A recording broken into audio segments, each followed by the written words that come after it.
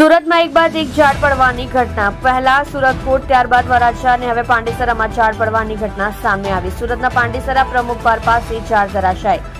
ઝાડ પડવાથી બજાજ ટેમ્પો દબાયો. કોઈ જાનહાનિ નહીં. GJ05 CT 1124 ટેમ્પોને ભારે નુકસાન. એક તરફનો રસ્તો બંધ. ફાયર વિભાગ ઘટના સ્થળે ઝાડ કાપી રસ્તો ચાલુ કરવા કવાયત હાથ ધરાઈ.